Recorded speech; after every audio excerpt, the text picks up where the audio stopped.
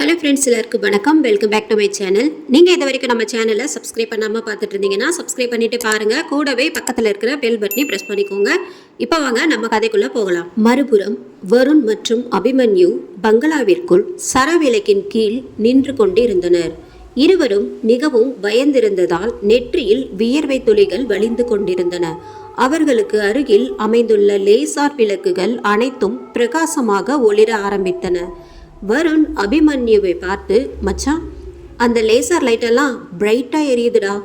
திடீரென்று பச்சை லேசார் ஒளிகள் அனைத்தும் மினுங்க தொடங்கியது.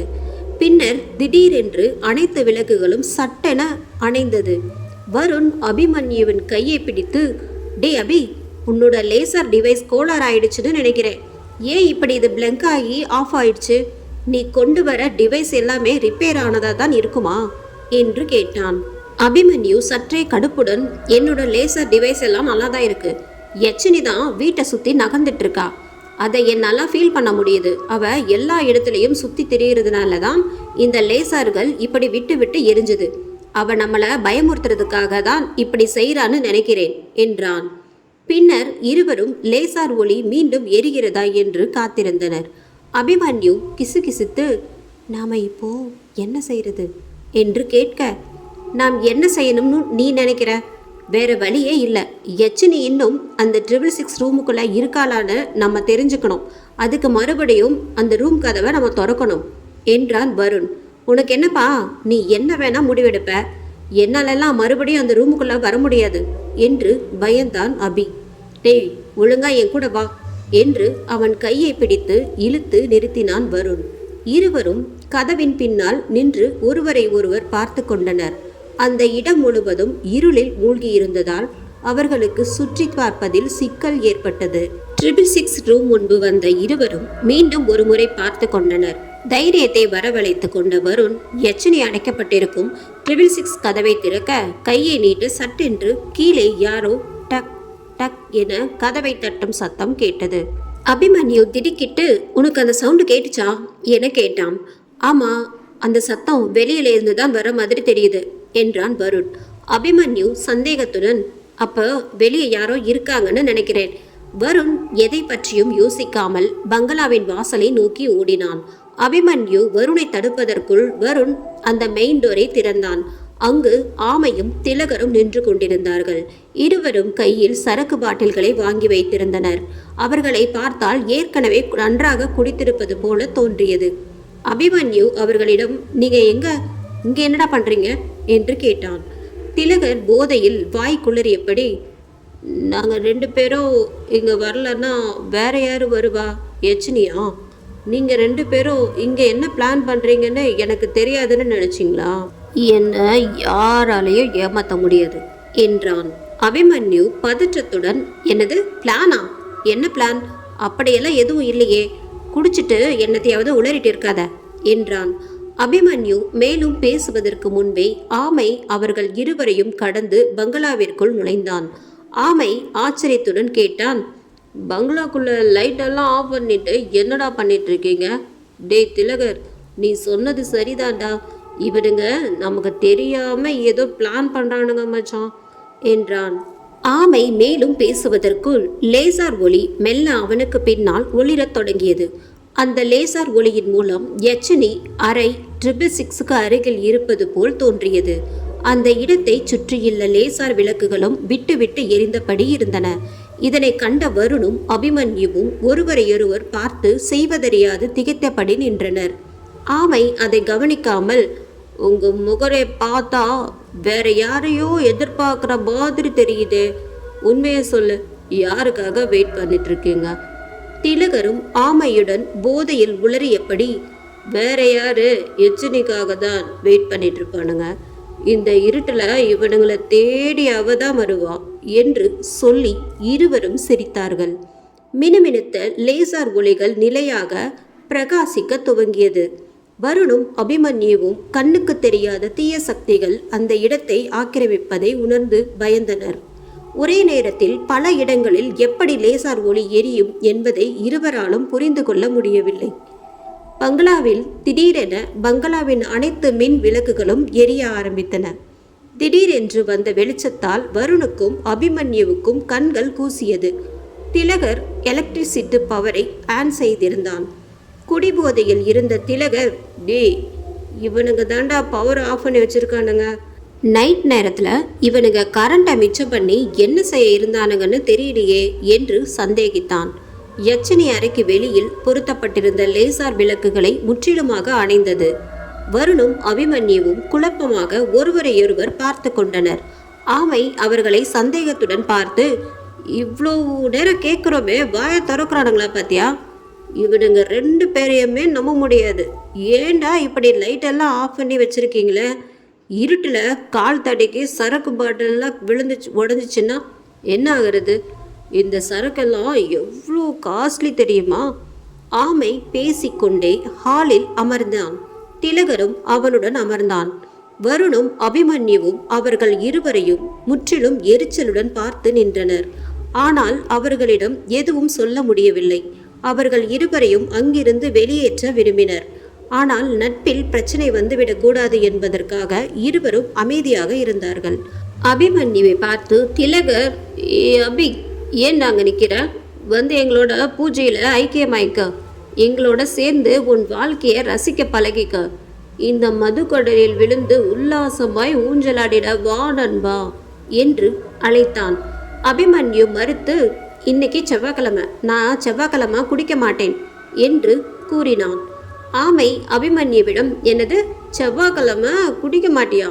செவ்வாய்க்கிழமையில மட்டும் விரதம் இருக்க நீ என்ன ஹனுமான் பக்தனா என்று கேட்டான். குடிக்காம இருக்கிறதுக்கு கடவுளுக்கு விரதம் இருக்கணும்னு அவசியம் இல்லை. ஆனால் என் வாழ்க்கையில் எப்போ என்ன செய்யணும்னு நான் தான் தீர்மானிப்பேன். என்ன குடிக்கணும், எனக்கு குடிக்கணும்னு தோணுச்சுன்னா எப்போ வேணாலும் நான் குடிப்பேன் என்றான் அபிமன்யு. திலகர் ஆமையிடம், மச்சான் ஆமா, அவன் இப்படி தான் ஏதாவது கிறுக்கன் மாதிரி உளறிட்டு இருப்பான், அவனை விடு, நாம் இப்போ நல்லா சரக்கு அடிக்கிற மூடில் இருக்கோம், அவன் எதையாவது பேசி நம்மளை குழப்பிடுவான் என்று வந்த வேலையை துவங்கினான் திலகர். இருவரும் மது பாட்டில்களின் மூடியை திறந்து 2 கோப்பையில் ஒருவருக்கொருவர் சிறிது ஆல்கஹால் ஊற்றினார். அதில் சிறிது ஆல்கஹால் ஊற்றிய பிறகு பானத்தை நீர்த்து போகச் செய்ய அவர்கள் தண்ணீரை தேடினார்கள். திலகர் கொண்டு வந்த கவரில் தண்ணீர் பாட்டில்கள் இல்லை. அதை அவர்கள் வாங்க மறந்திருந்தார்கள். தண்ணீர் பாட்டில் எங்கடா காணோம்? ஆமை அவனது தலையில் கையை வைத்து, ஐயோ, நான் வாட்டர் பாட்டிலை வாங்கி அதே கடையிலே வச்சுட்டு வந்துட்டேன்டா என்றான். திலகர் ஆமையை திட்டினான். நீ ஒரு சரியான தத்திடா, எப்போவுமே எதையாவது மறந்து வச்சுட்டு தான் வருவ. கவலைப்படாத மச்சான், நீ மூட விட்டாகாத, தோ இப்போ தண்ணி வந்துடும் பாரு என்று ஆமை பதிலளித்தான்.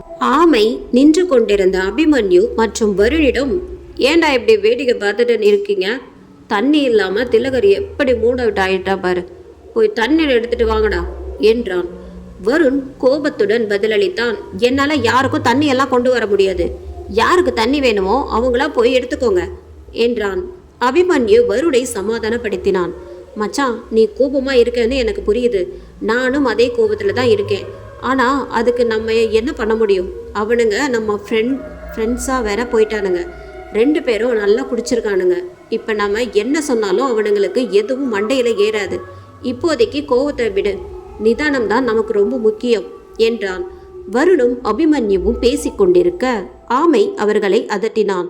டே, அங்கே என்ன குசு குசுன்னு போய் தண்ணி கொண்டு வாங்கடா.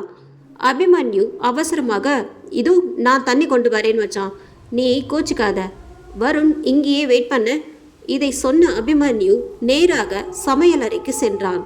வருண் அனாவசியமாக கோபப்பட்டு விட்டான் என்ற எண்ணம் திலகர் மனதில் வர அவன் வருந்தினான்.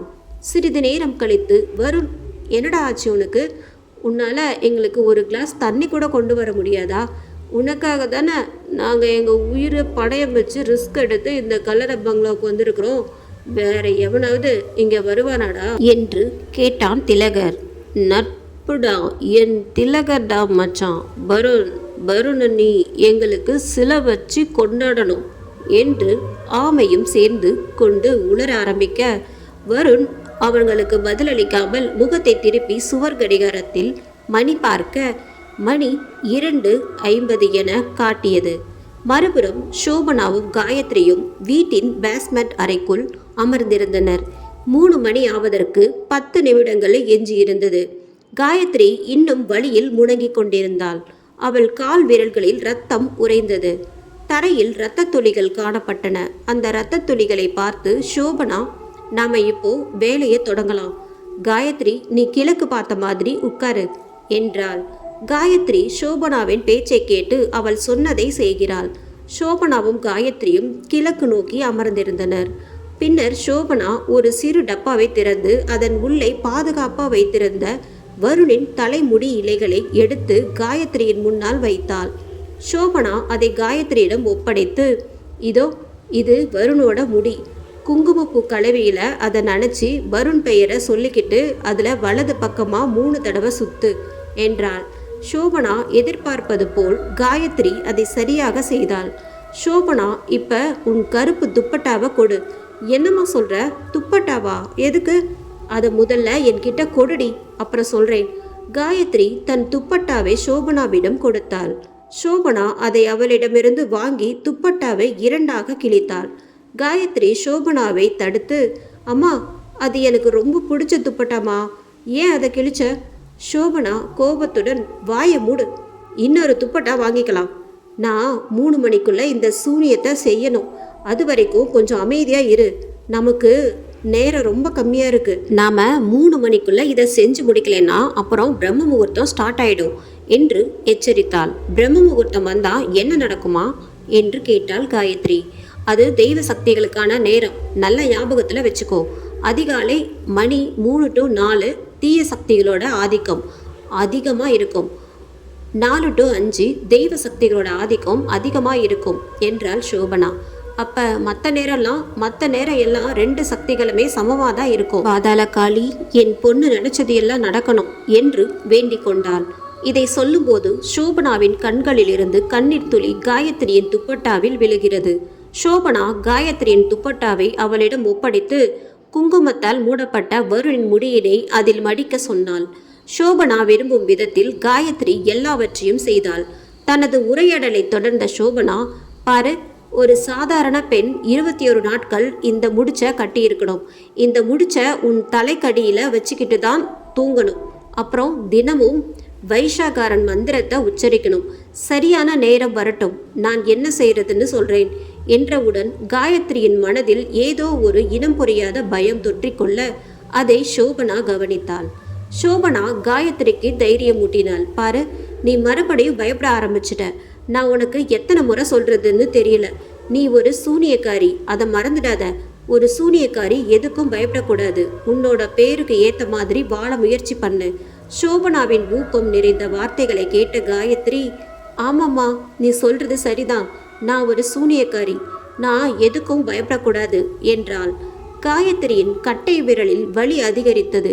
இருந்தும் மந்திரங்களை உச்சரிக்க எல்லா தைரியத்தையும் ஒன்று சேர்த்து அவள் தயாரானாள். மகாயக்ஷி மாம் வாஷ் மஷ்பாஹா மந்திரத்தை மறக்காத. கவலைப்படாதம்மா, நீ பெருமைப்படுற மாதிரி நான் நடந்துக்குவேன். ஓம் மகாயக்ஷி மாம் யாஷி மாஷ்பாஹா என்று மந்திரத்தை நினைவுபடுத்தி கொண்டாள். சோபனாவும் காயத்ரியும் அடித்தளத்தில் இருந்து ரகசியமாக வெளியேறினர். சோபனா பண்ணை வீட்டின் வாயிலில் நின்று, நீயும் நானும் எப்பவும் ஒன்னாதான் இதுவரைக்கும் இருந்திருக்கிறோம். ஆனால் இங்கிருந்து நீ தனியாதான் உன் பயணத்தை தொடங்கணும் என்றாள். சரிமா என்று சொல்லி சோபனாவிடமிருந்து விடை பெற்றாள் காயத்ரி. காயத்ரியும் சோபனாவும் இரவில் உறங்க அவரவர்கள் அறைக்குள் சென்றனர். மறுபுறம் அபிமன்யு இன்னும் சமையலறையில் இருக்க வருண் கொஞ்சம் எரிச்சலுடன் உள்ளே நுழைந்தான். அபி, என்னாச்சு? உன்னால ஒரு கிளாஸ் தண்ணீர் கூட சீக்கிரம் எடுத்துட்டு வர முடியாதா? டேய், கிச்சனில் தண்ணி இருந்தா நான் ஏண்டா லேட் பண்ண போறேன் என்று கூறினான் அபிமன்யு. வருண் தலையில் கை வைத்து, அடடா, சாயந்தரமே தண்ணி பிடிச்சி வைக்கணும்னு நினச்சேன். ஆனால் நாம் ரூமாக லேசர் லைட்டுங்களை மாட்டிட்டு இருந்ததில் மறந்துட்டேன் என்றான். இப்போ நம்ம என்ன செய்கிறது? தண்ணி இல்லைன்னு சொல்லி வெளியே போனால் குடிகார பயலுக சகட்டு மேனிக்கு நம்மளை திட்டுவானுங்க. சரிவா, நம்ம கிணத்துலேருந்து தண்ணி எடுத்துட்டு வரலாம் என்று அழைத்தான் வருண். அபிமன்யு ஆச்சரியத்துடன், கிணறா? இங்கு கிணறு இருக்கா என கேட்டான். ஆமாம், பங்களாவுக்கு பின்னால் ஒரு கிணறு இருக்குது. நான் குடிக்க அங்கேருந்து தான் தண்ணீர் எடுப்பேன். அந்த கிணத்து தண்ணி ரொம்ப நல்லா இருக்கும். அப்படியா? இதே சாக்கா வச்சு பங்களாவுக்கு பின்னாடி இருக்கிற கிணத்தை பார்க்கலாம். வா போலாம் என்றான் அபிமன்யு. வருணும் அபிமன்யுவும் கையில் ஒரு வாளியை எடுத்துக்கொண்டு பின் கதவு வழியாக நடந்து பங்களாவிற்கு வெளியே சென்றனர். பங்களாவிற்கு பின்னால் முற்றிலும் அமைதியாக இருந்தது. நிலா வெளிச்சம் பங்களாவை சுற்றியுள்ள அனைத்து பகுதிகளுக்கும் ஒளியை பரப்பியது. அவ்வெளிச்சம் சுற்றியுள்ள மரங்களையும் நிலப்பரப்பினையும் காணும்படி செய்தது. வருண் மற்றும் அபிமன்யு கிணற்றை அடைந்ததும் பங்களாவிற்கு பின்னால் ஒரு புளிய மரத்தை கண்டனர். திடீரென்று அபிமன்யுவிற்கு அடிவயிற்றில் முட்டி கொண்டு வர நெளிய ஆரம்பித்தான். இதை கவனித்த வருண் அவனிடம், அபி, என்னாச்சு? நான் பாத்ரூம் போகணும், அதான் எங்கே போகிறதுன்னு பார்த்துட்ருக்கேன். அதுக்கு ஏன்டா இவ்வளோ யோசிக்கிற? அதோ அங்கே புளிய மரம் இருக்கு பாரு, அங்கே போ. நைட் நேரத்தில் புளிய மரத்துக்கு பக்கத்தில் போகக்கூடாதுடா. வருண் ஆர்வத்துடன் ஏன் என்று கேட்டான்.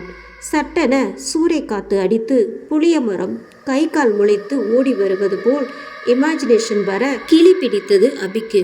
திகில் தொடரும். இந்த எபிசோட் உங்களுக்கு பிடிச்சிருந்தது அப்படின்னா நம்ம சேனலை மறக்காமல் சப்ஸ்கிரைப், லைக் பண்ணுங்கள். நிறைய பேர் பார்த்தீங்கன்னா சப்ஸ்கிரைப், லைக் பண்ணாமலே பார்க்குறீங்க. சப்ஸ்கிரைப் பண்ணிவிட்டு பாருங்கள். நன்றி, வணக்கம்.